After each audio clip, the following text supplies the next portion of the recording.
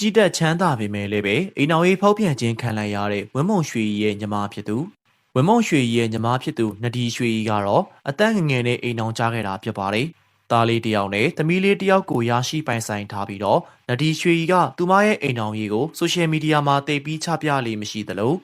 သားလေးနဲ့သူမရဲ့သမီးလေးနဲ့အတူသွာလာလှုပ်ရှားတဲ့ပုံရိပ်တွေကိုသာအများဆုံးချပြလေးရှိပါတယ်။ဒါကြောင့်လေသူ့ကိုအိမ်တော်ခွဲတစ်ယောက်လို့တော့မှလူတွေကထင်နေကြတာပါ။တကယ်တော့သူမကခင်မွန်းဖြစ်သူနဲ့ဆက်လက်ပေါင်းသင်းနေတာဖြစ်ပြီးပြီးခဲ့တဲ့ရက်ကမှသာသူမရဲ့အိမ်တော်ရေးအခြေအနေကိုလက်တွေ့ချပြလာခဲ့တာပါ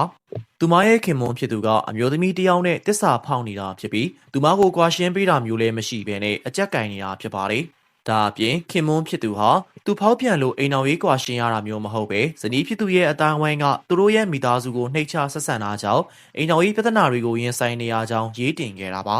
ဒါကြောင့်နဒီရွှေကသူမရဲ့တိတ်ခါကိုတော့မထောက်ထားနိုင်တော့ပဲသူမအိမ်တော်ရေးကံမကောင်းတာနဲ့ဖောက်ပြန်ခံရတာကိုအခုလိုအတိလင်းချပြလာခဲ့တာပါဒီဖြစ်ရပေါ်မှာလူကြီးမင်းတို့ရဲ့အမြင်ကိုလည်းပြောပြပေးခဲ့ကြပါအောင်ခင်ဗျာ